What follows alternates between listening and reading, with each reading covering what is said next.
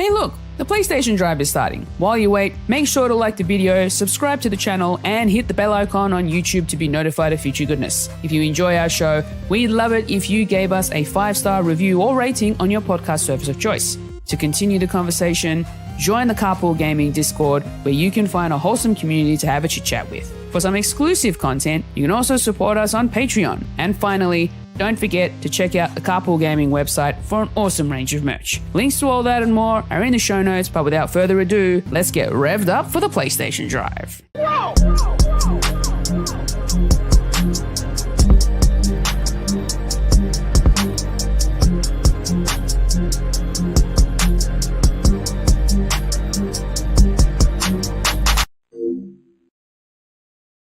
Greetings, fellow travelers. Welcome on in. This is the PlayStation Drive, episode 188.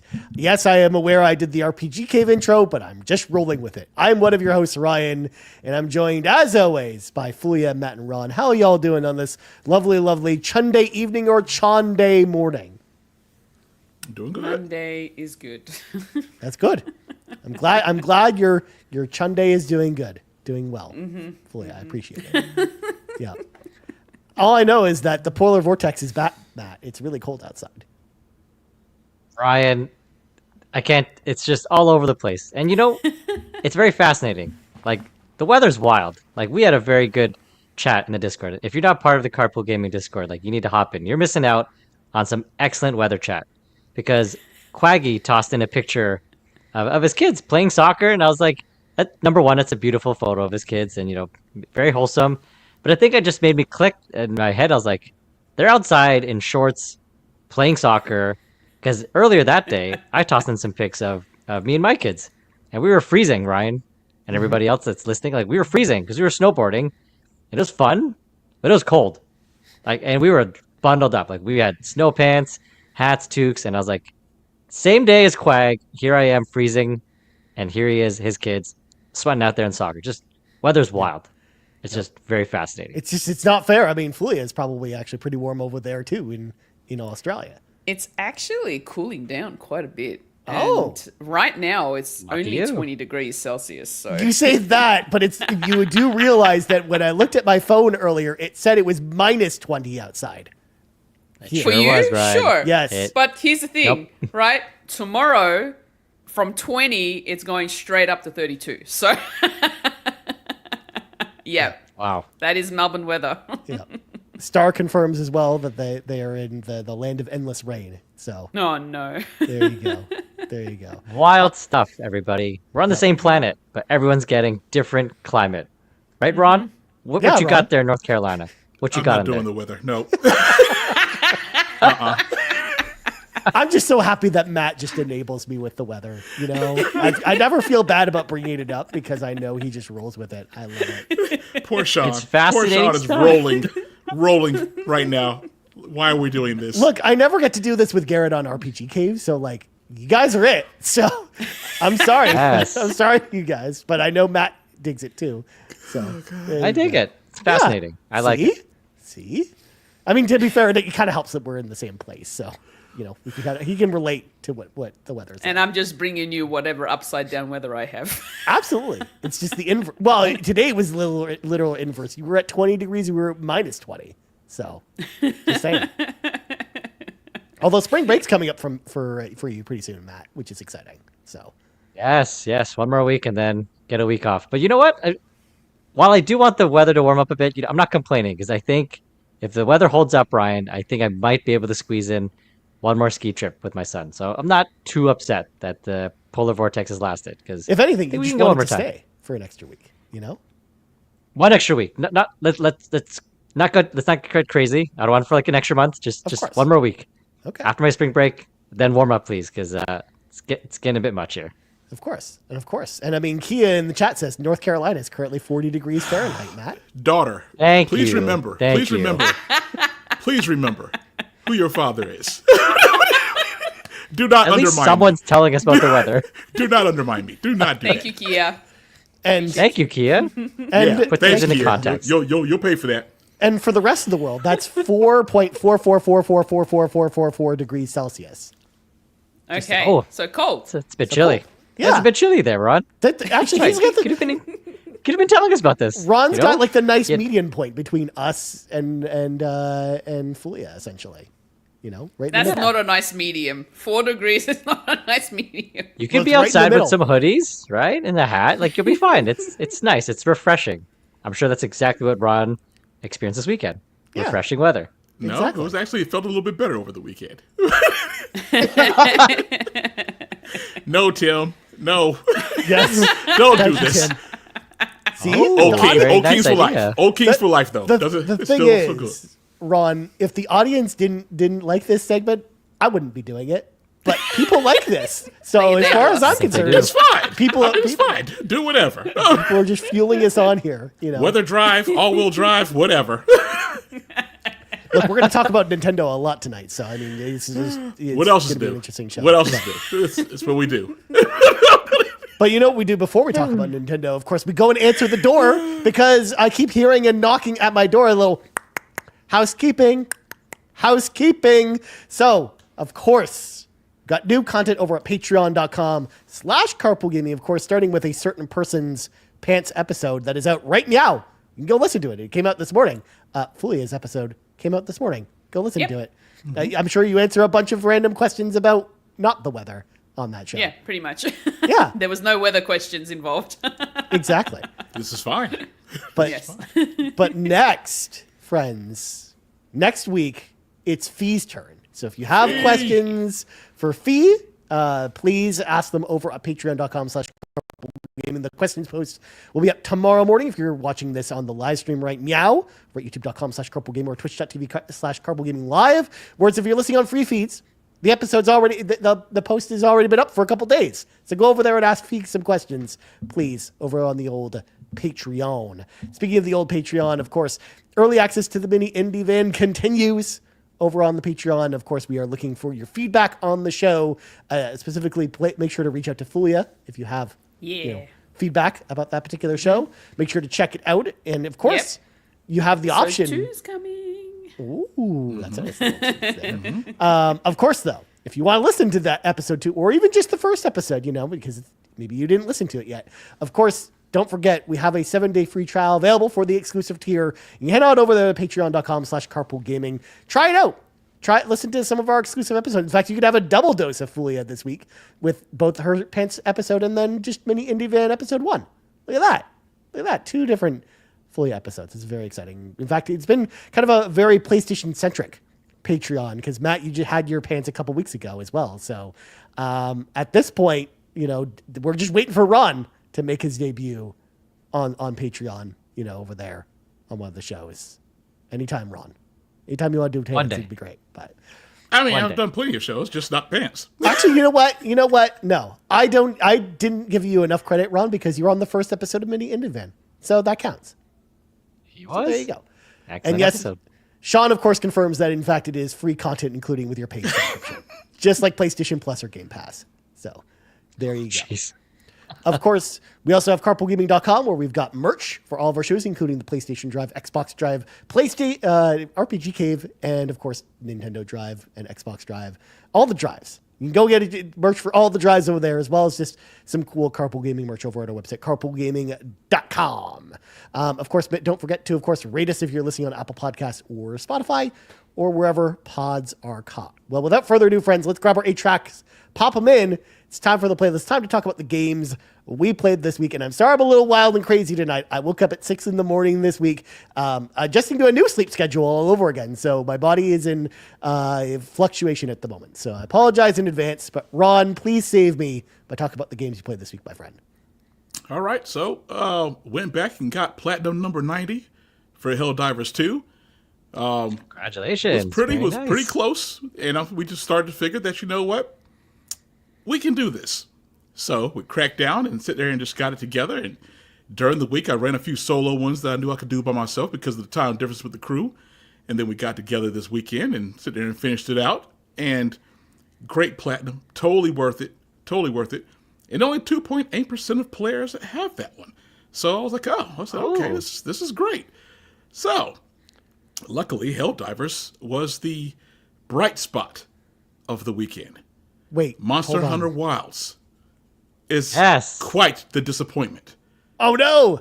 What? But it got It all those is good review not- scores. What happened? It is not. Whoa. No. It is What? not. No. What it was supposed to be. Oh, You for don't real? go from World to Rise to this. What? All they had to do was take the best parts of World, the best parts of Rise, and Wilds would have been it. I don't know how you go backwards like they did. You don't make a multiplayer game that is difficult for you to play with your friends. It takes 50 steps just for you to get together with your party. It makes zero sense, especially coming from Rise, where they had streamlined it. Rise was so newcomer friendly. Everything was streamlined in Rise, whether it was getting together with your friends or just doing any kind of mission whatsoever, even going through the story with the party. Everything was great. I don't know who developed this game. I don't know if Capcom gave this to new people from the crew and said, here, cut your teeth on this, or if they're not real Monster Hunter fans, or what happened with this. And this is coming from me and all the rest of my friends. I was going to say, this is not a unique statement because I'm going to quote Kevin Ainsworth over at Saving Game Media here from our Discord, who says, in quotes, Monster Hunter Wilds has maybe the worst UI and party system in gaming. Yeah. Oh no. I don't know what happened. Really? I don't know what happened. Just anything, whether it's the getting the quest together, just I don't know what in the world has happened with this. It's just Okay. All right. I feel like this is something. You know how whenever we get a state of play or whenever a game that is so hyped that we get trailers for every presentation, it's like, here, have some more. This is what happened with Monster Hunter. That's what happened with That's Concord. not what happened. So here's the thing. They did actually World got a lot more marketing than Wilds did. World and Rise lived up to the expectation. They both were great. Okay. The problem is that Wilds is such a step backwards from those two games. So that's the main issue. It became a thing where Wilds feels more like a spotlight for the RE engine than what it's supposed to be. Oh, The seriously? cutscenes look fantastic, don't get me wrong. But outside of that, it's just like, where's Monster Hunter at?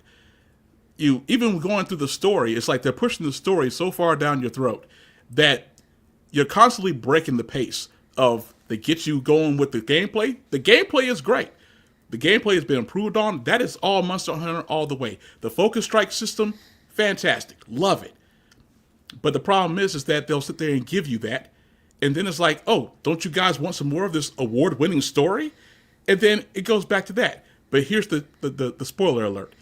The award-winning story is not an award-winning story whatsoever. Because it's a Monster Hunter game, of course. It's Exactly. not. We don't need that in a Monster Hunter game. Yeah. That's like And that's it's like like- going into a Resident Evil game being sad that the story is not an award-winning story. It's like, of course Yeah, it's not. It's a exactly. They're Resident taking Evil game. themselves too Obviously. seriously now. At first, it was just kind of the story was there just to get you to the monsters, and that was that. They would have a little bit of that going on. That was fine. But now it's like, I don't need all this. And then it just keeps breaking the pace, and it really just feels like I don't know what Capcom was doing with this. I'm hoping that maybe there'll be so much feedback that maybe they'll be able to turn it around. I don't know. But we were so frustrated. Yeah.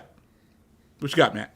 I number one, this is very heartbreaking to hear. I'm not a Monster Hunter, but I know a lot of people in the community, including Ron, are very hyped for this. It's very sad to hear. I just want to ask, because it sounds like you said the gameplay is fun in terms of the combat, but the UI, it sounds like Kevin Ainsworth says it's what you would call cheeks. Multiplayer is a pain. I guess my question is, because the combat works, if Capcom does enough patches to update the UI, update the multiplayer so that it's more accessible so that you can jump in with your friends, they take away the cutscenes from the story, can they save this game? Or is it done? Like, it's over. It's not done. It's not done. Even Okay. we've talked about that we're going to push through the story because everybody knows that the real Monster Hunter begins after the credits roll. But you have to get through the credits on this one.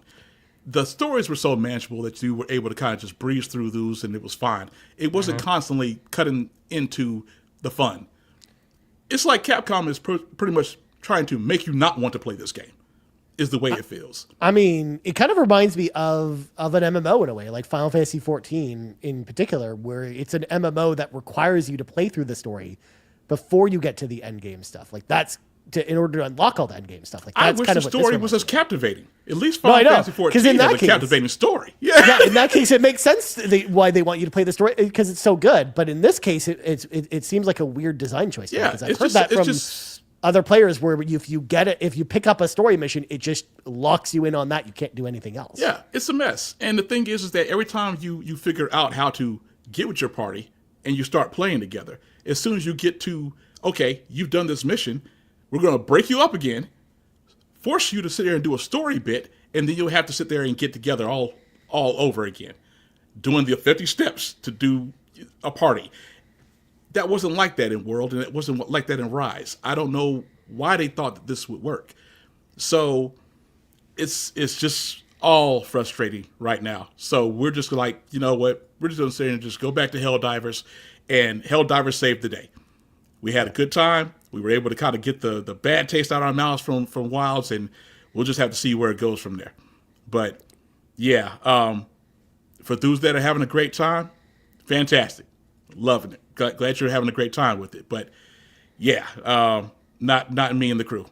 So we'll see where it goes. Hopefully we can power through the story, and maybe by the time the credits roll, we can actually play a real Monster Hunter game. But Yeah. we'll That's see. the thing. I think that they can the UI stuff and the multiplayer accessibility stuff. I think that's stuff they can fix. Yeah, I think it is. Because if the rest of the game's good outside of that, then I think you're probably this game's gonna probably be great after, some. Yeah, patches. they fix that stuff, and then it's going to be great. The gameplay is, like I said, the gameplay is great. But I mean, Because there was precedent for them doing those types of fixes. That's why I'm actually hopeful, because Dragon's Dogma 2 actually had a similar problem with its UI last year when it released, and if you play that game now, it's like really cleaned up as far as the interface is concerned. So I hope so. I hope would anticipate that they probably are hearing this feedback and they will actually do something about it. But that's just how I feel about it. We'll see. We'll see what they do. But it's too bad you're not enjoying it. But I know a lot of people are enjoying it. I know Riley King has been saying in our chat here that he's really been enjoying it, and I've been talking to some other people that also have been enjoying it this weekend too. So I do know that hopefully those who are enjoying it enjoy. My daughter said she's been playing it. She's been doing solo stuff, but I know her and her friends are going to play. I hope they have a great time with it. Yeah. Yeah. But Riley echoing what you said here, where he says, "I love it. I just want to play seamless multiplayer." Yeah. Which, of course, is the one thing that you don't want to screw up in a Monster Hunter game. Probably is the multiplayer part of it. Mm-hmm. It's definitely not like Elden Ring, where it's like, oh well, you can. It's still probably pretty fun single player, and if you don't engage with the multiplayer stuff, great. But that multiplayer system in Elden Ring is not not an intuitive system either. But that there's a really good. You could do everything without it, anyways. It's probably more fun if you don't play with other players sometimes. But nice. Well, moving on. Matt, what did you play this week, my friend? Friends, I overcomplicated things last week after I abandoned Stellar Babes because, there's a big game I'm looking forward to in March. It's not on PlayStation. It's on the baked potatoes, Xenoblade Chronicles X. And I'm like, I only got this much time. Do I want to start a brand new game that's gonna potentially mean I won't be able to finish it in time? Do I want to go for some quick platinums? Because I was very close. I already own a copy of Resident Evil 5 on my PlayStation 4. Okay, I don't have the platinum trophy for that one. I only have it for the platinum for the PS3. So I installed it. I was like, you know what? Maybe I'll just do a very quick run of RE5, get the platinum, then I'll be done, and I can hop right into Xenoblade Chronicles X. And I just quickly glanced at the trophy list just to refresh my memory, stuff that I can do. But then I was reading some comments, and then people were like, this platinum trophy is fine, but it's a chore by yourself. And I was like, oh, wait a second. Yep. I remember now. I did the co-op. PS3 Platinum with a friend. We did co-op. And that's why I have very fond memories of it. And I've already asked him. And he said no. And I asked him again. And he said no. And I asked one more time. And guess what? He said no. So I was like, okay. I'm not going to keep harassing my friend to play this game with me. I was like, maybe I'll just do it myself. But then, I'm reading the comments about, like, all the quick time events, the professional difficulty, how, like, if you mess up just once, you're going to get killed. And I was like, do I really want to do this before Xenoblade Chronicles X? And I was like, you know what? I don't think I'm in the mood to be frustrated by Resident Evil games. So then I was like, let me just think about this. Let me find something that I'm really into. And I was like, you know what? Overcomplicating this. Let me just play something that I'm excited for. So I hopped into Rise of the Ronin, and I want to say thanks to PlayStation Canada for sending me a copy. And I'm very sorry, PlayStation fans. I didn't play for very long. I don't think it's a good game. To me, it's very reminiscent of a PS4 game in terms of graphics, in terms of combats. Like which isn't necessarily bad, but if you're saying like this is, I mean, like this could be a different topic for a different show. Like if we're looking at what the legacy of the PS5 is, a little part of me says like it's kind of stuff like Rise of the Ronin, where it's like this kind of feels like old stuff that's just been ported to PS5. It's fine. That's what I'll say. It's not a bad game. It was fine, and it's also possible that because I was sick of parrying from Stellar Babes, it's probably why I didn't like Rise of the Ronin because that game also encourages you to do a lot of parrying. So I was like, you know what? Yep. No, thank you. That game got a is really more good parrying focused than almost any Souls-like game I've ever played in my entire life. Actually, Oh my, okay. because I've also played that game I too, did- Matt. Because I played it last year, and I Yes, also was not a and? big fan of that game either. Okay. And I thank like you. Team So, Ninja's like games like this because I like Neo 1 and 2, and I even liked Wolong as well. But this one just did not hit with me. No, you know what? It's fine. It's got a really good character creator. Spent like 40 minutes doing that. That was fun. But once I jumped in, I was like, no, thank you. Yeah. Yarden in the chat. So basically, the PS4 sucks. Yarden, PS4 is my favorite PlayStation console of all time. Everybody knows that. But do I want the PS5 to be known for PS4 games? The answer is no. I mean, especially 5 years into the PS5's life, Matt.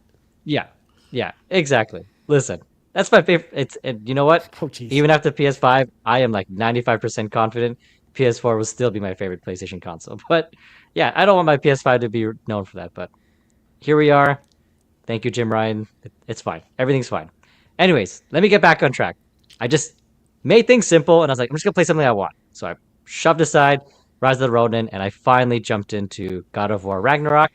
I've been delaying that game for far too long because I think it came out in 2022. You could have delayed it a little longer. It's fine. Yeah, you could have. Like 3 years. You probably could have just deleted Sorry, it. yeah. Koala. He actually enjoys God Oh of yeah. War. Oh yeah, Ryan. Yeah, hater. please. Yeah, I mean, Yeah, you probably could have calm your waited horns. 20 more years to play that Yeah, game. hater. No, please. Like 2018 God of War. Love that game. It was That's right. a great. That's right, Matt. It was a great continuation of the story from Kratos and just bringing new life to it. You know, I've mentioned this on previous Discords or previous episodes. You know, that game was just a little bit raw for me, just because it really reflected like a mirror of like how I feel my relationship is with my oldest son. So it was a little bit raw. There's nothing wrong with 2018 God of War. I have no nitpicks. I love that game. It's very raw, and so it's very hard for me to jump back in to continue the story. But friends, you know what? I should have just pushed those, fears aside because I love this game. I'm only like 3 hours in. Like, combat is tight. Like, there's so much weight in the Leviathan-esque. I think we had a question before about which weapons you prefer. The Blades of Chaos, like, there's history to it. It's fun, but that Leviathan X, like, when you cut someone's head off with that thing, it feels so satisfying. Right, and when you call it back, I'm gonna wait to see what you think about another weapon that you're going to get further in the game. oh, there's a third weapon. There Oh, is. very exciting. There's, and actually, All right, that's my favorite. all right. That's my favorite weapon in the game.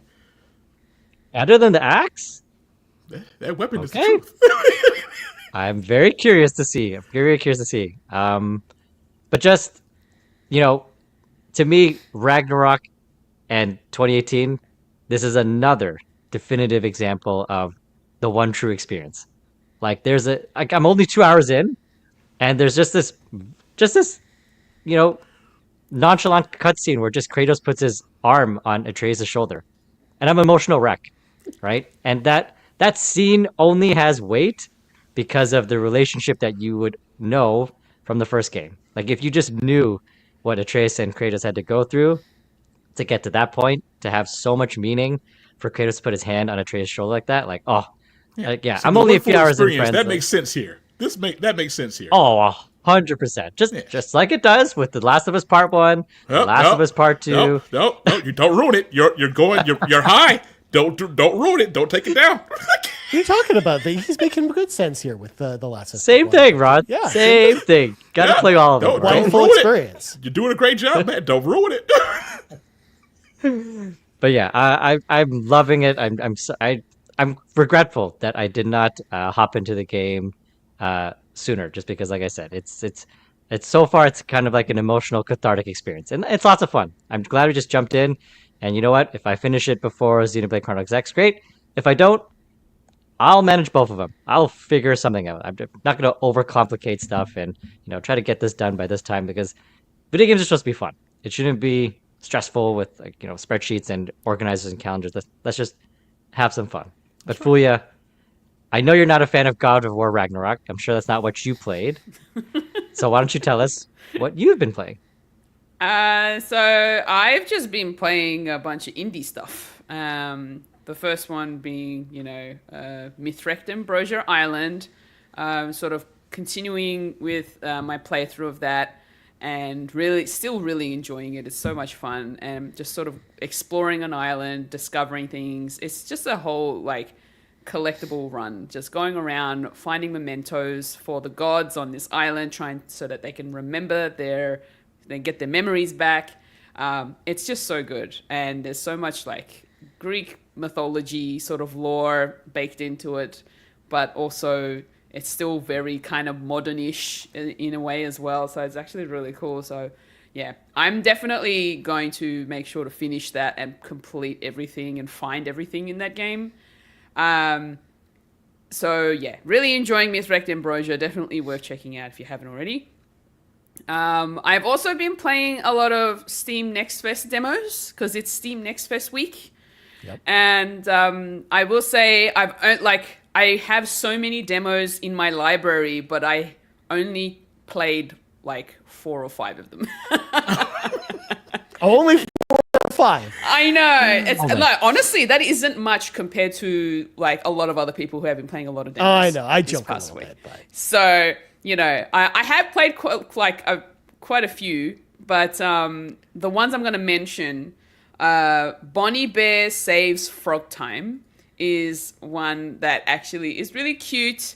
It's made by the same developers who made Once Upon a Jester, and the humor's quite fun. It's really, really good humor, and I really enjoyed playing through the demo for that. There's a little kind of a game involved. Frog Time is a game. In this story of the indie game. Yes, Ron? How dare you not have a trailer for this with a weird name like that? I need to see. I can't multitask while I'm talking, okay? It's quite the name. Bring it up. How dare you? But essentially, Bonnie the bear is in a frog costume, little frog onesie, because Bonnie loves frogs, and Frog Time is a game they play. Apparently, there's also they've got a little bully on the island that apparently is saying that they're the best at this Frog Time game, and you have to try and beat them because they bullied you into they snatched your favorite, so your birthday gift out of your hands. So you have to beat them to get it back, and it's just a whole thing. So it's funny, it's cute. The art style is really interesting. It's 2D. I liked it. I kind of liked it, and it's got some good humor to it. So Okay. yeah. Do we find out why the bear has to change into a frog costume? Oh no, they just love frogs so much that they're in this frog costume. Yeah, they just like it. Yeah, they're just wearing Obviously. the frog costume the whole time. Yeah. What seems strange about that, Ron? It's also fully voice acted, by the way. See? So Very nice. So it's good. Another game that I had the opportunity to check out the demo for is for a game called Button Man, and Button Man is kind of like a noir kind of game almost, but not in the sense of its visual aspect. It's set in hold on, I'm just trying to bring up like a description. I'm very bad at describing games, so so it's like an action adventure side scrolling. It's got some 2D fighting happening. Yeah, and essentially I'm going to read the description as it says here on Steam. Button Man is a side-scrolling adventure game set in a fictional Nova Scotia during Prohibition. After years of being the henchman to local bootlegging kingpin, your job now is to find who killed him and protect the town from what's coming to it, explore Kingsport, and learn the truth. That is what it says. So it's a Canada game. Yeah, it's Canadian. Of course. Of course. Hey. Because Nova I mean, Scotia. this sounds like this should be a violent game. Yeah, you're fighting. But it's like you're doing more so sort of hand-to-hand combat style of fighting. Yeah, not necessarily with weapons. Nothing wrong with some fisticuffs. That's Yeah, fine. yeah, exactly. So it's interesting, and yeah, there's a bit of an overarching story to it, and yeah, it's a good little period piece too. So I kind of like it. So might keep that one on there. It's got an interesting art style to it too. It's very kind of cartoony in a way. So it's something that you would see on TV, kind of. So it's actually really cool. Another one that I had the opportunity to play is for a kind of a puzzle game, and it's called Is This Seat Taken? And it's really cute, very wholesome style of look to it.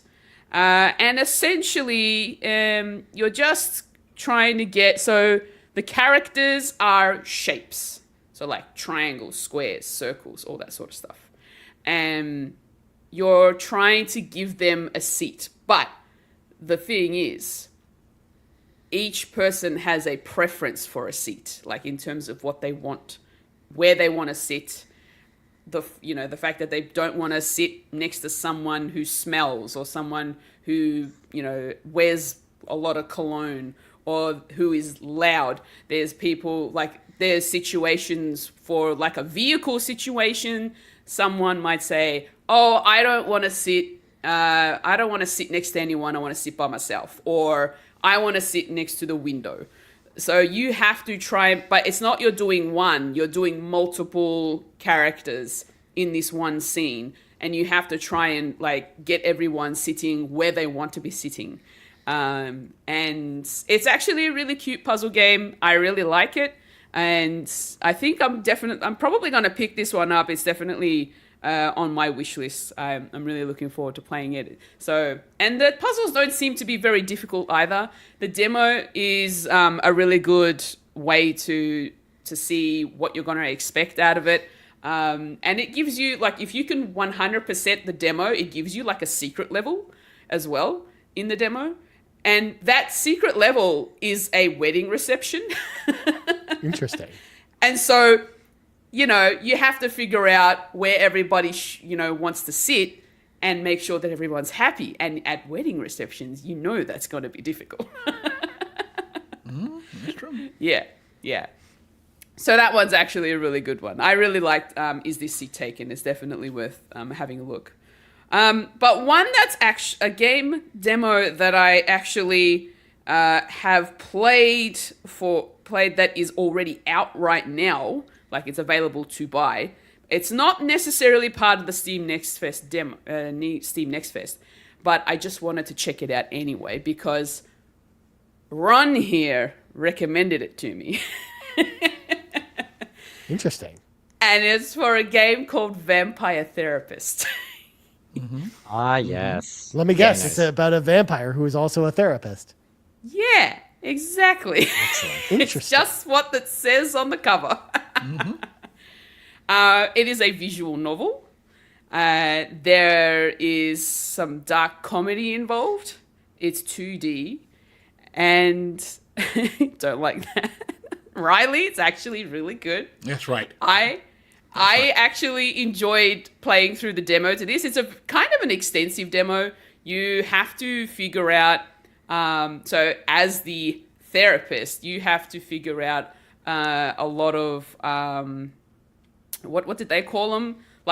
It's like behavioral therapy. You have to figure out what the person, what the client is saying, and you have to sort of pick it out and try and help them to see a different point of view, essentially. And it's really interesting. So it's I kind of found it to be sort of like a little bit educational in a way, that you're picking out these certain behaviors in the way you speak. So you know, it's like you're trying to, there was a word for it and I've already forgotten what it is. My goodness, if I could just find it, someone tell me what it is. I don't know what you're trying to think of, Roger. I can tell I haven't you. played this game. Yeah, I wish I could.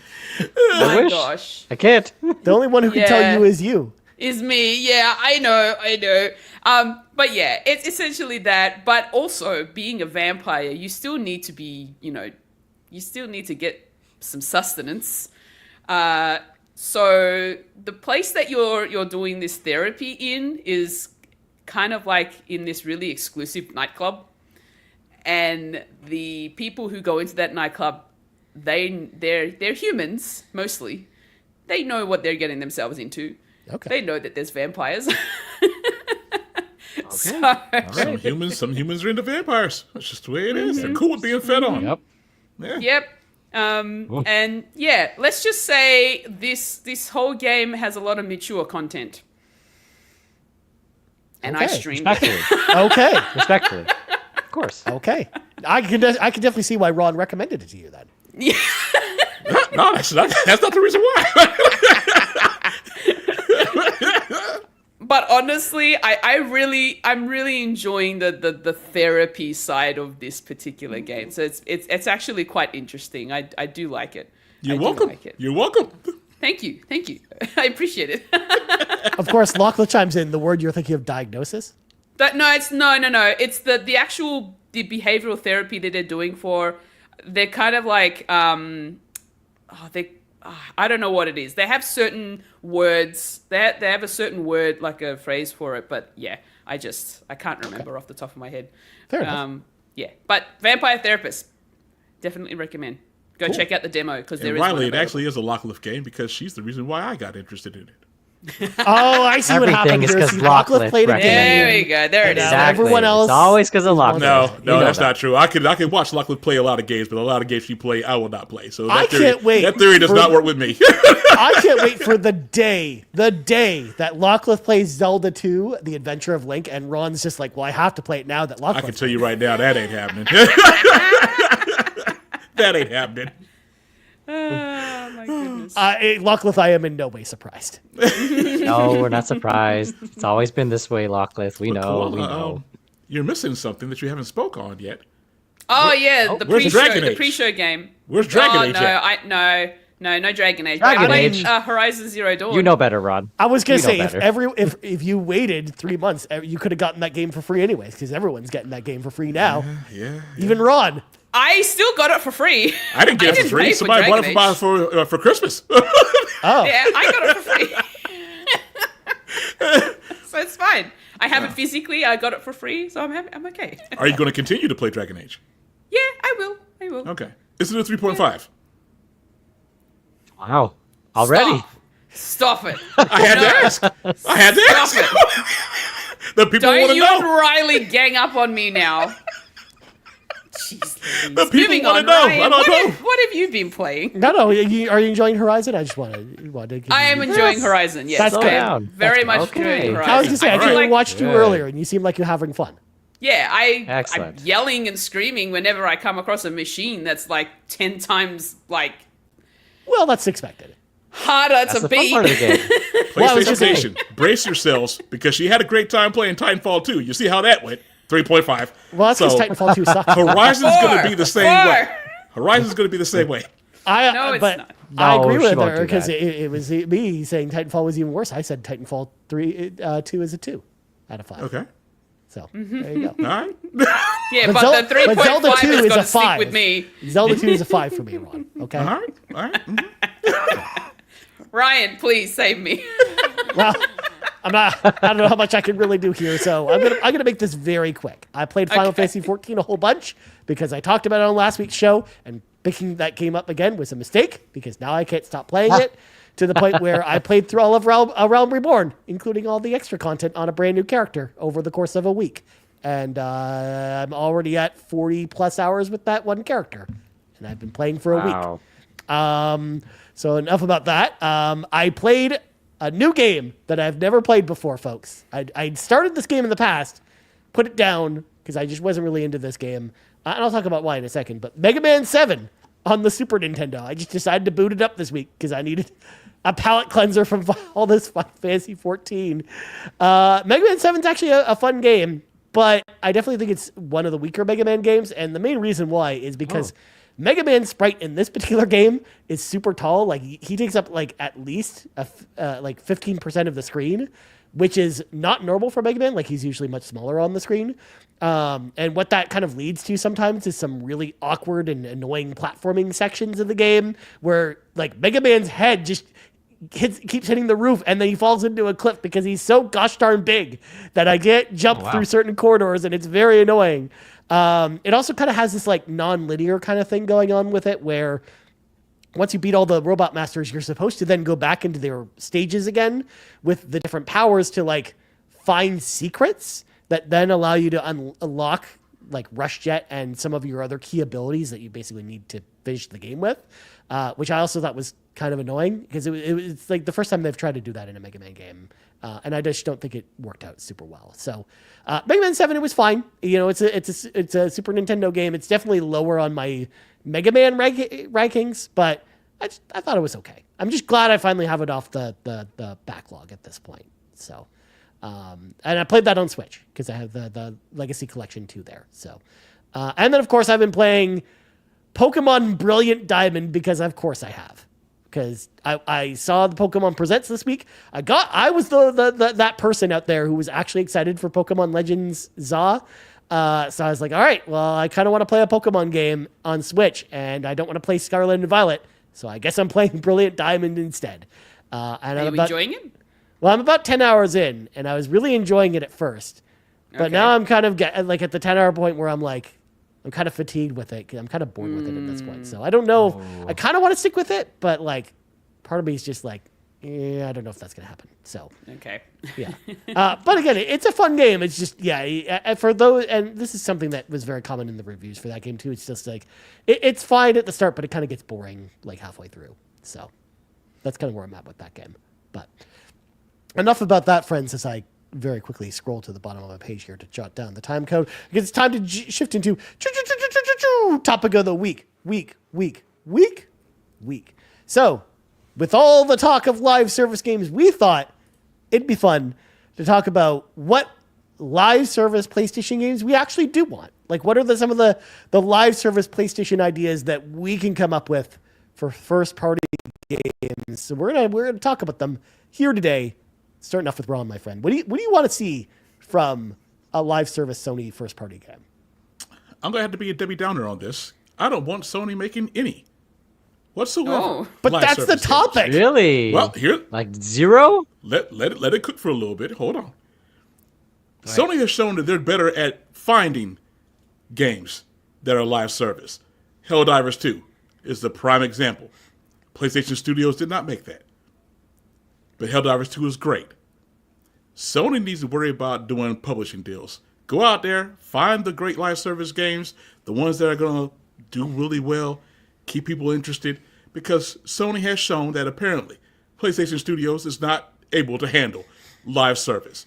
And that's not really a knock to them. Their bread and butter is doing single-player stuff with stories, characters, and this is fine. That's the kind of games that I'm into. So do what you know. Do the right thing.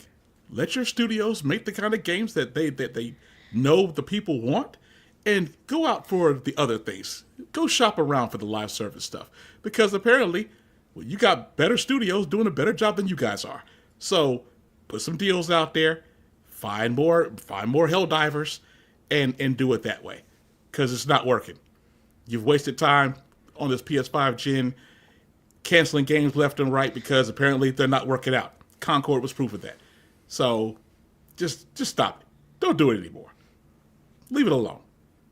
Get some help. Damn. Okay. Well, I didn't expect that going into this. Matt, what about you? What do you think?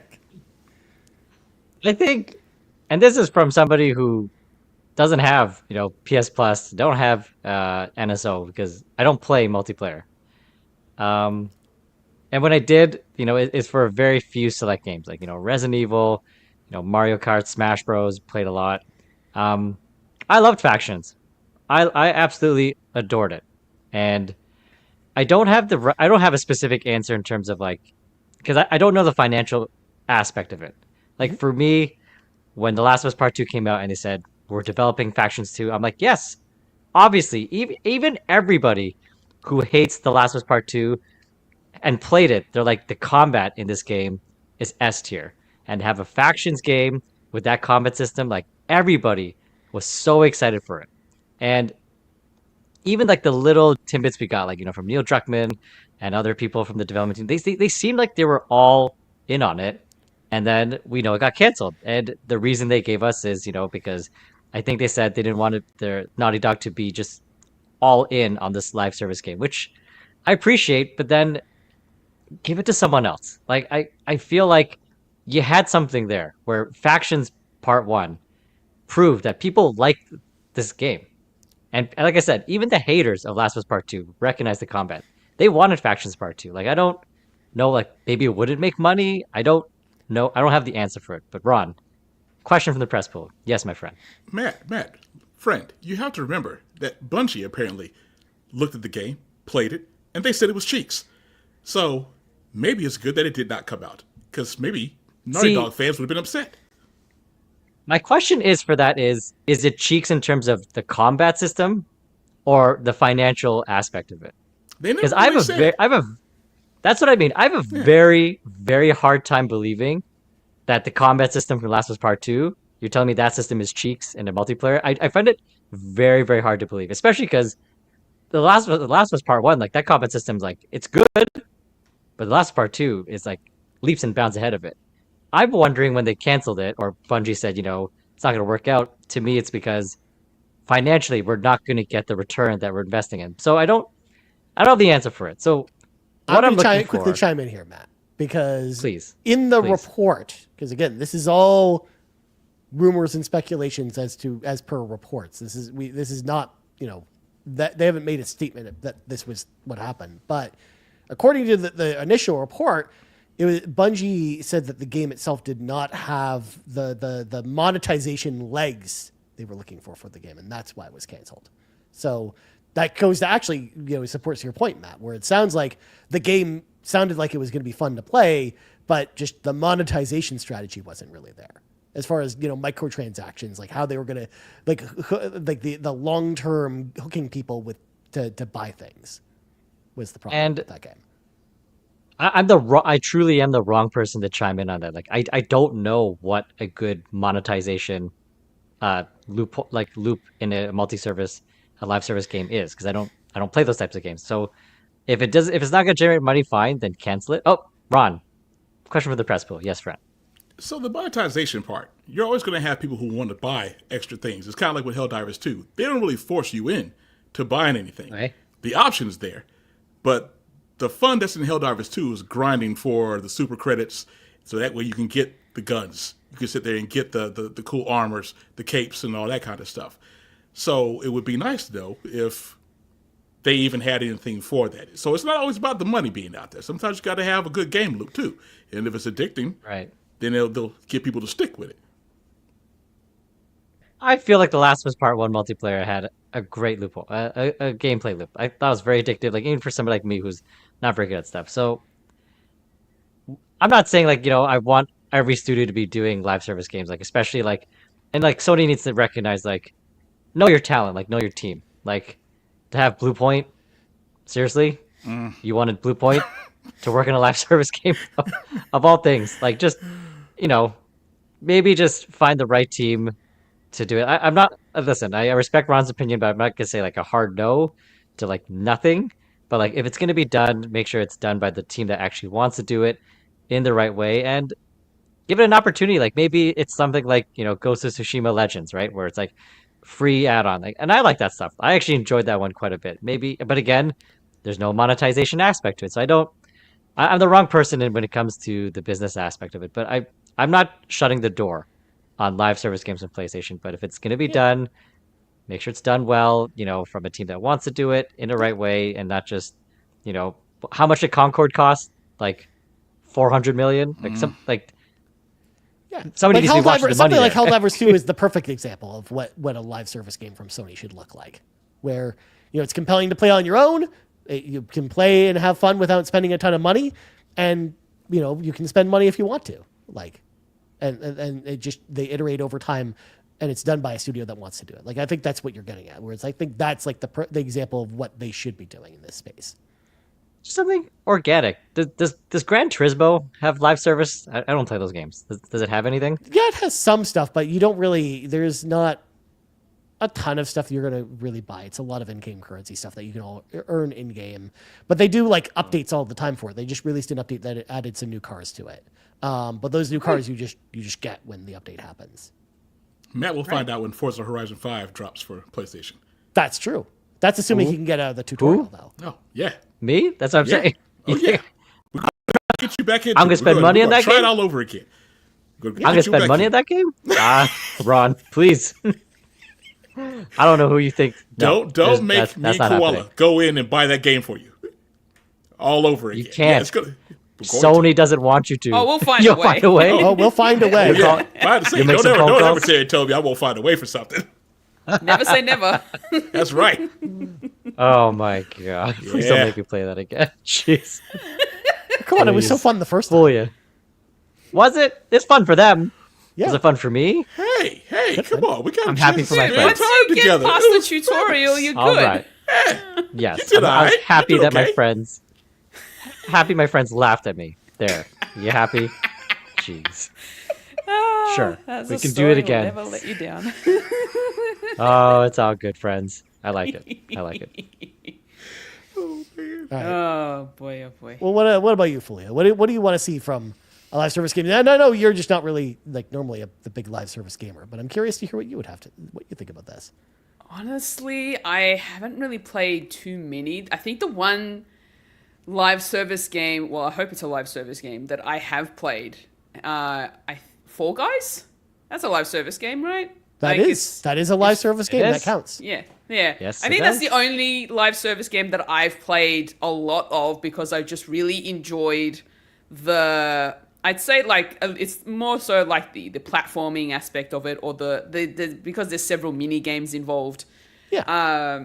So that's kind of cool, and the fact that you can get different skins for your character as well, which is also quite fun. A lot of which you can earn through in-game currency, but they do also sell a lot where you use real life money to buy skins. They also have battle passes or show passes or something like that. Yeah, show passes, but the same thing. Same idea. Yeah, same thing. And, you've got a lot of quests to get through, to grind, and to be able to get certain in-game items and more skins and all that sort of stuff. So that's always a lot of fun. But in that instance, I played it a lot. The only money I spent was for one specific skin, and it was only because I couldn't get it in in-game currency. It wouldn't let you. You had to buy it. It was no surprise here. It was a koala skin. Of course. This checks out. This checks out. Soon as I saw that, I was like, I have to have it. I need it. Yep. Everyone has one of those. If as soon as they release a specific skin, it's well, that's the one they get me on. They get that tempted one. me on quite a lot of different skins in that game. They really did. But the one they got me with was the koala because it looked cute. Okay. Interesting. But in terms of I don't play a lot of other live service games, especially ones that are made by PlayStation Studios or that are published by PlayStation. I don't know. It needs a lot of those type of games that are live service are generally first-person shooters, and I'm not really into those all that much. So, 500. For audio listeners, Mitch Power 1116 says, "I have 500 of those skins in Apex, Dear Fortnite, Lord. and Fall Guys." Wow. That epic Lord. Very character. I'd impressive. expect it in Very Apex, impressive. but and Fortnite, but Fall Guys too. Wow. Well, I suppose Fall Guys was like during its peak Oh, time, Mitch. Oh. everybody was all over it. Oh wow. No, Wow. no. Spending money. Yeah, look, I am not the type of person who goes out of my way to spend money in live service games. Like the koala skin is like, that was a one-time thing, and then after that I was like, no, I'm not going to put money into anything else. Like same with trying to, when I play Fortnite, I don't put money into it at all. Which means I'm not going to get all the really awesome skins that are out there because you have to pay for it, or you need to have the in-game currency for, which you still have to pay for. Yeah. So Exactly. it's a bit difficult for me. And a lot of the times with live service games, most of the good stuff is behind a paywall, or it's on a battle pass that you have to grind through and you have to get to like a really high level to get the awesome stuff. Yeah. Sometimes I feel like it's a little bit unfair for those of us who really just want to play the game for the game itself and not have to worry about putting money into it. But I guess, how else are they going to make their money because they're free? So Yeah. I don't Usually know. it's fine as long as you're not ended up getting like, especially if it's competitive multiplayer. As long as you're not sitting there able to like buy better guns or whatever and stuff, that kind of gives a leg up to those who's willing to spend. Yeah, like the pay to win stuff. Yeah. Yeah, So as long as they don't okay. do it that way, then I mean it's fine. If people want to use their money on it, then there you go. Yeah. Look, that's the player's prerogative if they want to put money into it. But for me, I'm not going to go out of my way. Like, I would rather just pay for the game and have everything and I'm happy.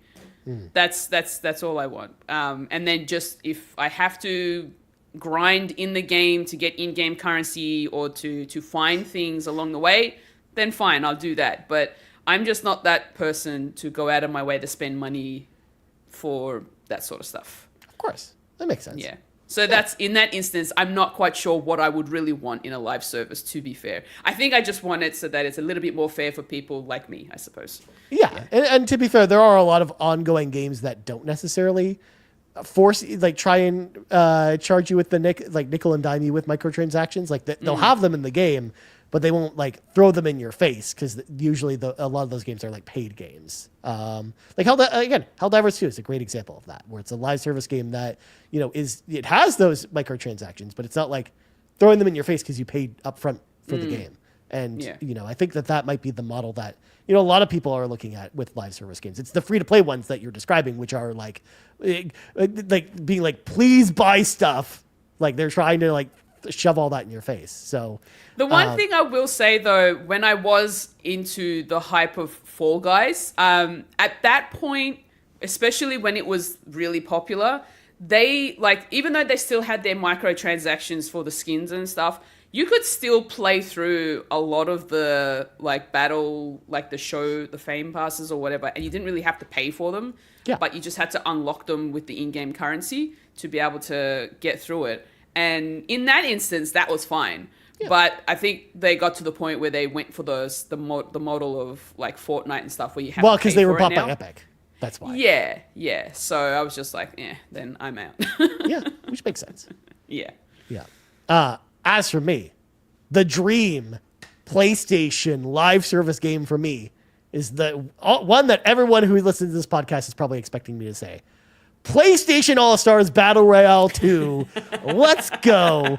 You make that a live service game. You get all the PlayStation characters together, Kratos, Jin Sakai, Ratchet, and you have them duke it out in the arena. And then, of course, all your microtransactions can be all the different cool skins for all the different characters. You can either make it free to play or just make it a paid game.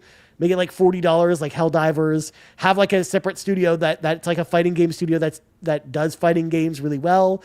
It doesn't even have to be like a Smash Brothers style like the first one. I think they would probably be better off actually doing either a 2D fighting game or a 3D fighting game that is more traditional. Maybe either something like Tekken or something like Dragon Ball Fighters. But you got all the Sony characters. Like, dude, that would be the dream game for me, the dream live service game from Sony, because I think that's something that they could do without disrupting any of their core studios. You just have a studio that, like, bring in a studio that, you know, is known for fighting games. You partner with them, you know, whether it's NetherRealm or Iron Galaxy or one of these other studios. They put together a cool PlayStation fighting game for you that's maybe not a Smash Brothers clone. And, you know, you add some live service-y kind of elements to it. You kind of, like, add characters over time. You do some cool updates. You do seasons for it. Maybe it has a battle pass where you get cool cosmetics, but cosmetics only because the characters are come with the updates.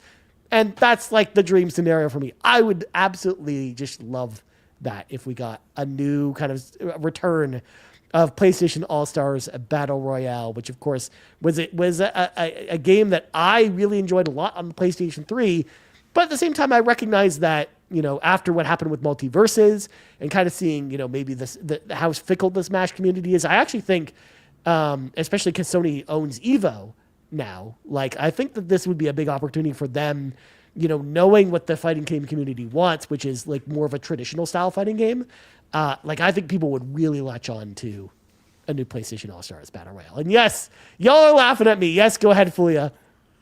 No, I'm not laughing. I'm laughing at those two bozos. My microphone was blocking, by the way, so I couldn't actually see. It's okay.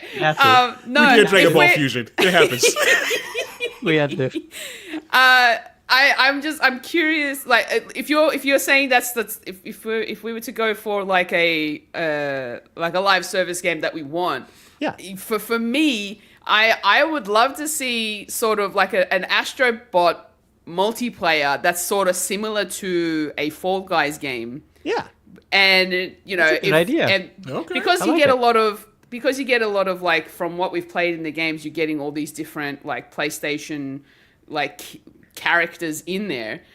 They could be the skins, like, so that people could potentially buy or win in game through, you know, battle passes. Like, you just have like mini games with these Astrobots, and everybody's gonna have the same skill, like it's the same what do they call them, like the features that you get, like the weapons and whatever, and like, it's a level playing field. It's just everyone, you're really just getting the cool skins. But if Matt wants his cool Jill Valentine skin, well, he's got to pay for it, you know. That's just how that works.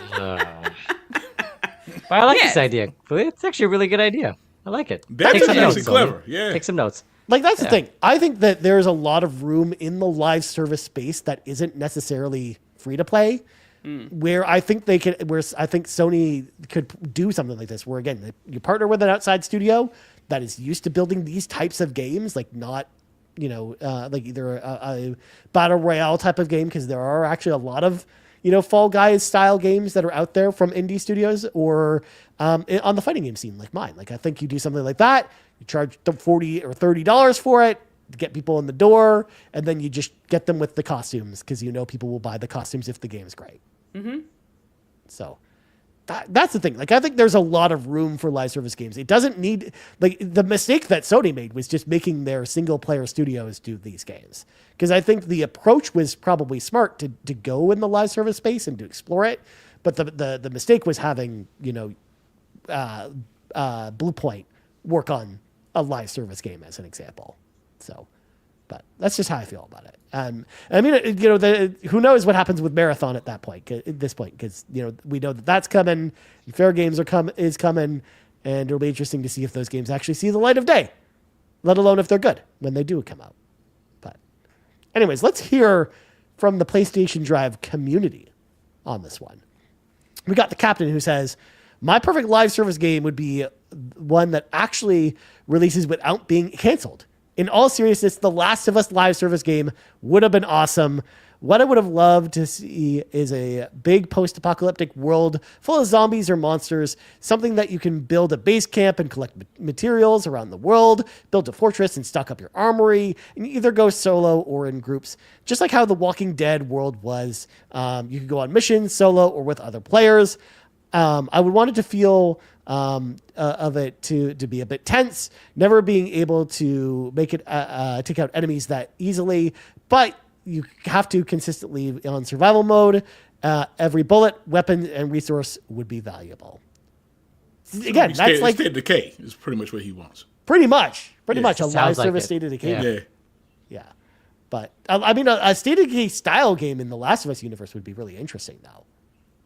Like, I think that'd be pretty would be. cool. Yeah. Yeah. Get somebody else to make it besides Naughty Dog. Well, yes, exactly. Naughty Dog is too busy. Fool you? They're too busy. It's true. It's true. Okay. They're making She's just like, games sure. for the PS6 now. It's true. No. Intergalactic, they said it's coming to PlayStation 5. So, Yeah. I They don't say believe that. Yeah. They exactly, say that. Exactly. We that. know it's going to happen. It's a PlayStation We already 6 know. game.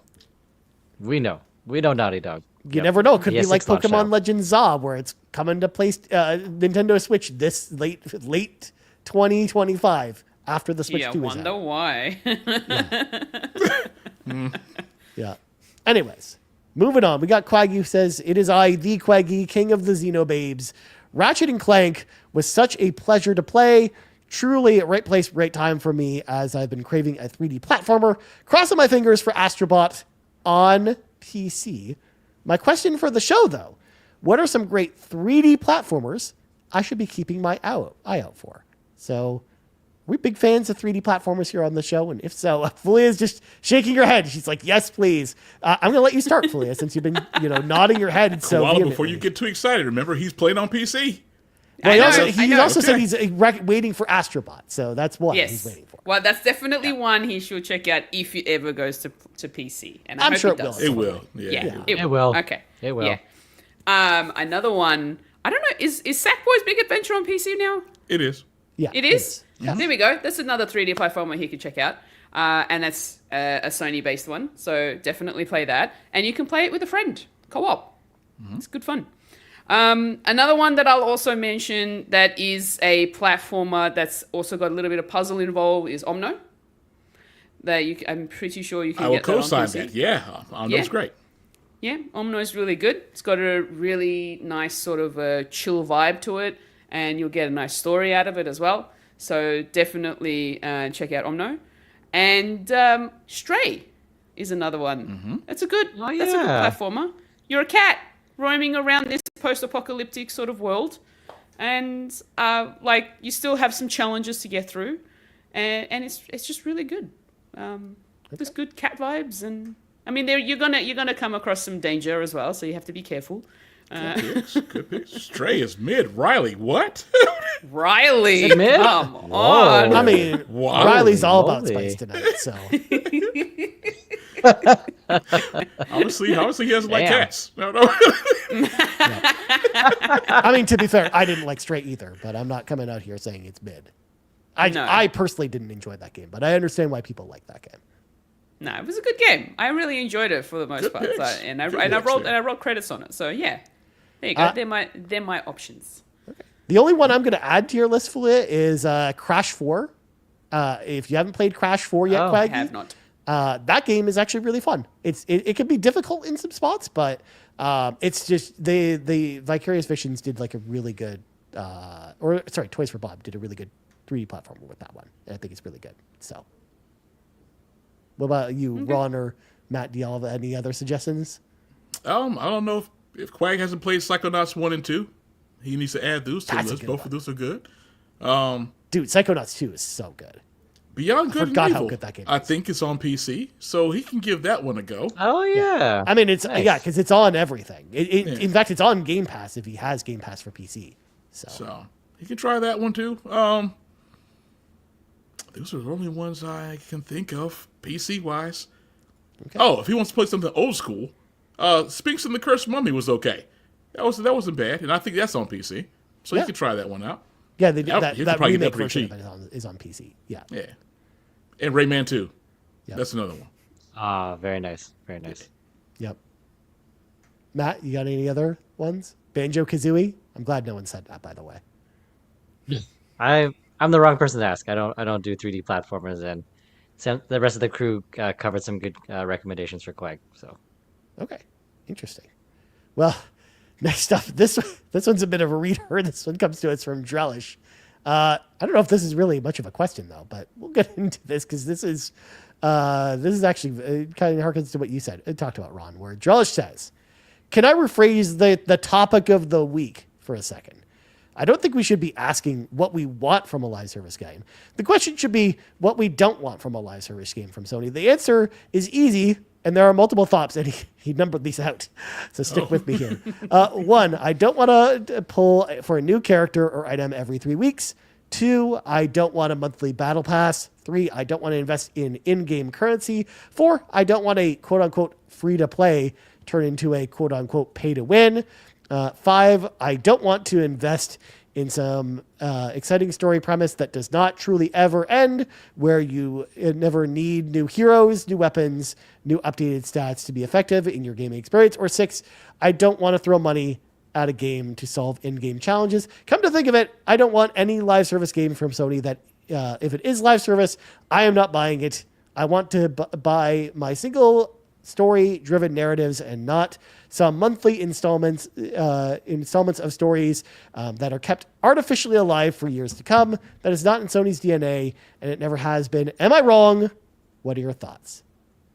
I mean, he's not wrong if that's how he feels about it. Yeah. And it's understandable. Yeah.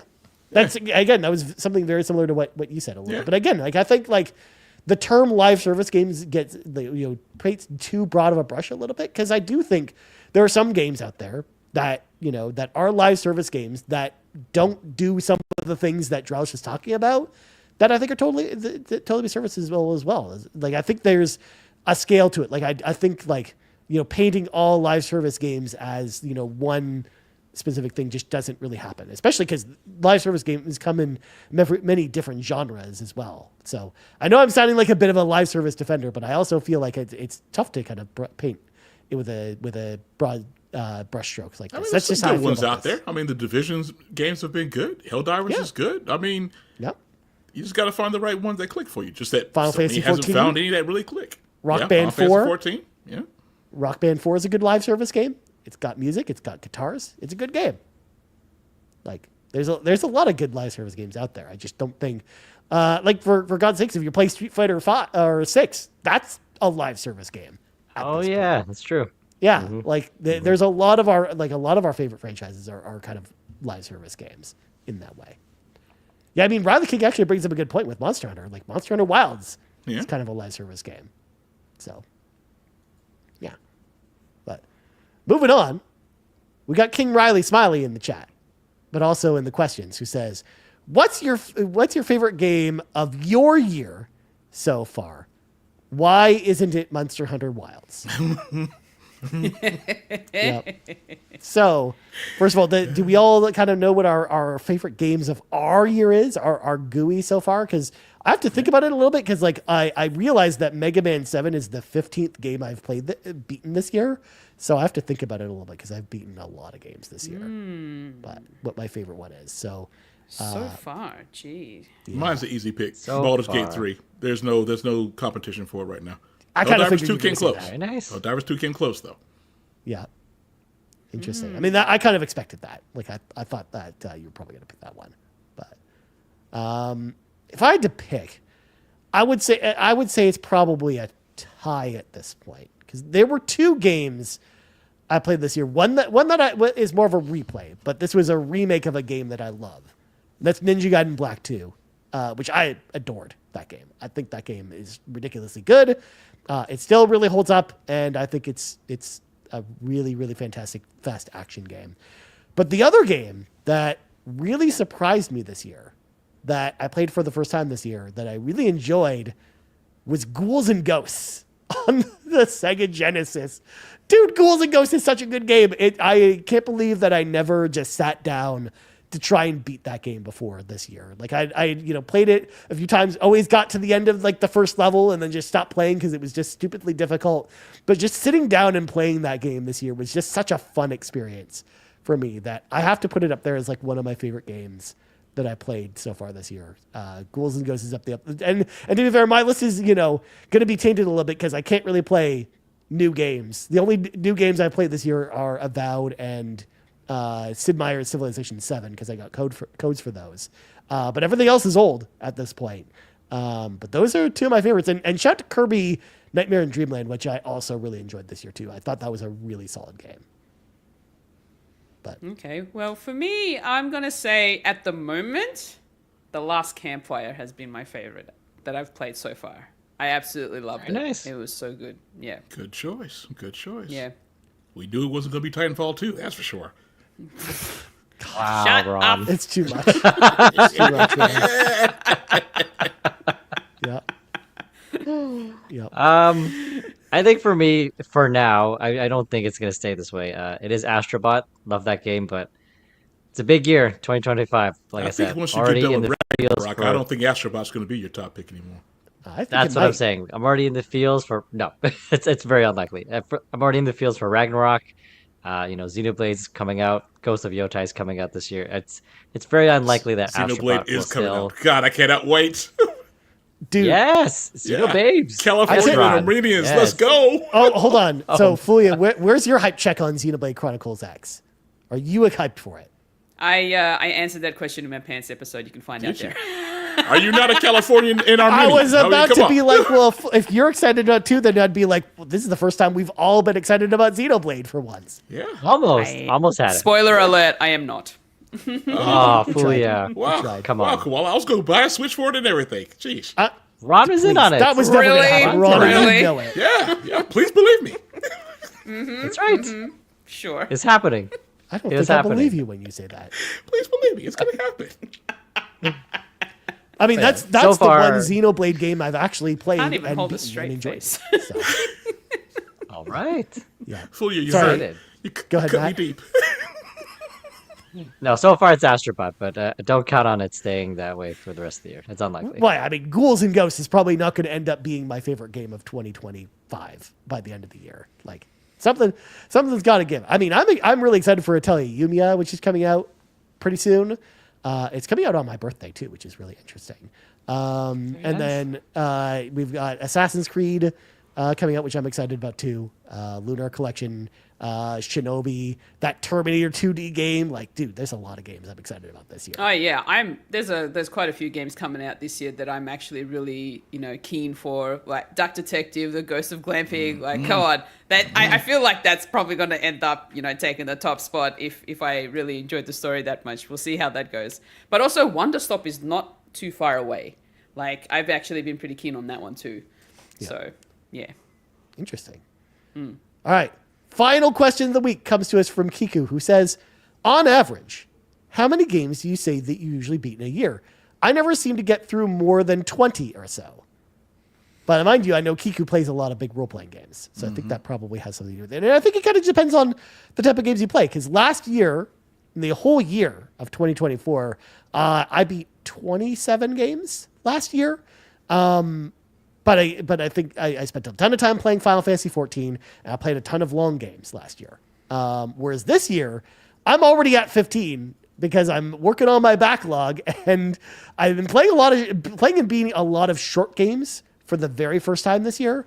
So for me, like on average, I would say it's anywhere between 25 to 60 games in a year. And it just depends on... That's a broad range. Yeah, and it just depends I on was how much gonna say, time I yeah. spend playing Final Fantasy 14, and it depends on how much time I'm spending on like long role-playing games. Right, 'Cause okay. I think those two... Because I play a lot of role-playing games, and a lot of them are really long. So I think that factors in a little bit. Fair enough. Yeah. Like the main reason Kevin Ainsworth finishes so many games is he's playing a lot of those role-playing games, but he's playing the shorter routes of those long role-playing games. So you can play other games. But that isn't for everybody. So what about y'all? Ron, how many games do you typically beat in a year? Usually about like 15 to 20. Just really depends on how many like long RPGs I played during that year. Because I play most of my games are RPGs, and I was going to say, you play a lot of long games too. yeah. So it really just depends on what I got that year. And that's usually the main reason why I play a lot of short games toward the end of the year, because I've played so many long ones, and I at least want to try to knock more off my backlog. So usually the short games will get the attention for about a good few weeks before the end of the year is over with. Yeah. Nice. What about you, Matt? How many games do you usually finish in a year? Mine's a range. It really does depend like on the type of game. So it's usually around 20 to maybe 30. Again, it depends. Like if there's a long RPG, then it's gonna like last year, Final Fantasy VII Rebirth, Yep. over 100 hours. That already took up how many games.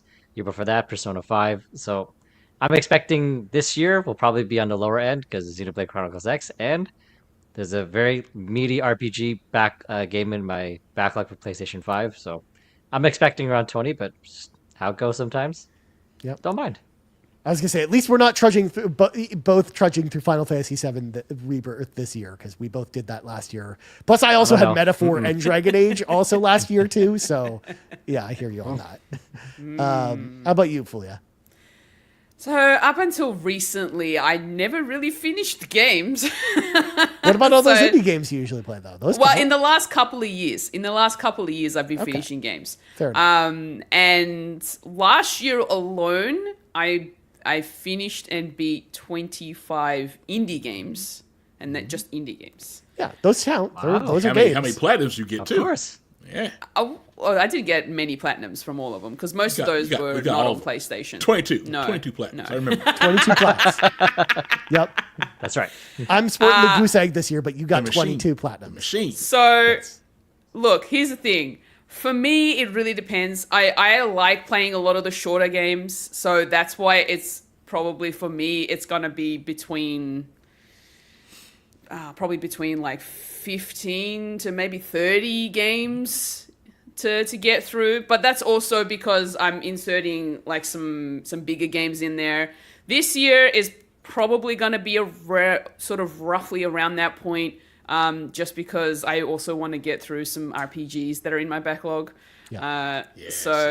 It's probably going to take me a little bit of time to get through them. Horizon Zero Dawn, it's already been a month, and I'm barely hitting the 50% mark in that game. But you're only playing that on stream, so that's about once a week, though. So Yeah, I know. But it's still one of those sort of games where it's still going to take me a while to get through, even if I was to play it it'll offline. be worth it. So It'll be worth it. yeah. So And Kiku points out here, getting plats definitely slows down. The amount of games you beat. Yeah, Easily. for sure. It can. Yeah. It can. Yeah, it does. So I'd say roughly between 15 to 30, depending on how short the game is. So yeah. And just to further emphasize things, I did a little calculation, and I'm currently on pace to finish 75 games this year, even with Final Fantasy 14. That's Kevin territory. calculate Right there. that. That's Kevin territory. Good lord. I think, if I keep going at the pace I'm at, and to be fair, it might be closer to that total than you guys think, because I still have 4 more months where I can't buy new games. So I still have lots of old games I haven't finished yet that are shorter. So that number is going to probably be pretty high. This is going to be probably one of my higher years, I think. It's going to be at least 50, I think, by the end of the year. But before we go, I'm going to read this comment in the chat from John32, who says, "Hello, on the topic of live service games, I like when there is a attainable platinum where there is not a proper story. Congrats to Ron on the Helldivers 2 Platinum, a natural conclusion to that journey." Yeah, thank you, John. Shout out to John32 over there. But that's going to do it for this week's episode of the PlayStation Drive. But before we go, folks, we got to say thank you to all of our patrons over at patreon.com/carpoolgaming, starting with our ultimate producers, Jonathan Brown, the man behind the music on the Xbox Drive, as well as our podcast. You can check out all of his music over at his Linktree, linktr.ee/pme.jib. His new album, Me, Myself, and I, is out right now. And of course, there's a deluxe edition of the album right now. You can go check it out over there on all the cool platforms. Cwagmire, who humbly reminds you that the best babes are in fact Xenobabes. And TechMike, who says, whether you're Kevesi or Agnian, you're a Xenobabe at heart. Links to all of our ultimate producers can always be found in the description of our podcasts. Our platinum producers, Smokin Joe, the captain, and Tim Paullin. And our gold members, Adam K, Anna, Awesome Dave 1337, Brad Moore, Brian Reese, Cecily Carrozza, Dan and Luma, Dannohh, Emily O'Kelly, John32, Ligerwoods330, Mr. Giggles, OldMrFrump, Patrice Mallette, Peje, Riley King, and Stephen Keller. Huge thank you once again to all of our patrons over at patreon.com/carpoolgaming. If you want to head on over there, hop on the car with us, choose the tier that's right for you. And now, Ron Plunks, go. Savoy Prime on all the things. PlayStation, Xbox, Steam, backlogged, True Trophies, PSN profiles, Blue Sky. All the things. Matt, how about you? You can find me as Nagachaka in the Carpool Gaming Discord and on Blue Sky, where I'll be sharing lots of screenshots from God of War Ragnarok with Kratos smiling It's such a. It makes me laugh so hard when you see Kratos laugh smiling. I love doing it. Interesting. And Fulia, how about you? You can find me on Twitch and YouTube at Foolish Fuji. You can also find me on Blue Sky and Instagram at Foolish Fuji. And, of course, on the mini indie van. For those of you who are in the Patreon, please go check it out. Would really appreciate your feedback. Hop in the van with us. It'll be fun. Yes. Jump in the van with us. It'll be a nice short ride. And of course, you can find me foolishfuji.com for more content and other things. And as usual, you can also find me foolishfuji.card.co. Card. Yar. It's the only place I am, making that announcement. But everywhere else, it's just foolishfuji.com. And I'm so glad you saved that just for us. It's a special moment. Yes. Yeah. Yes. As for me, you can always find me in the Discord at Ryan Turford. You can also find me on backlogged.com at Ryan Turford, where I'm putting up little mini reviews, like the one I put up about Skyward Sword, how I couldn't deal with the controls anymore, and I put that game down. That's right. That's right. Those controls are awful, Ryan. But the rest of that game is great. That's what makes it so sad. I know. I agree. But those controls, if only they worked. It was too much of a shame. Yeah. Yep. Instead, I'm playing the brilliant game of Brilliant Diamond. Oh my God, what am I doing with my life? Other than that, you can always find us at carpoolgaming.com as well. So for Fulia, Matt, and Ron, I'm Ryan. This has been the PlayStation Drive episode 188, and we're out. Good night, everybody. See ya. Adios, friends. Bye. Thanks for checking out this week's episode of the PlayStation Drive. Now, before you drive off, please make sure to like and subscribe on YouTube and follow us at Carpool Gaming on socials. Don't forget to check out our awesome merch on carpoolgaming.com, and you can also support the show on Patreon at patreon.com/carpoolgaming, where you'll unlock all kinds of exclusive content. Links to everything are in the description.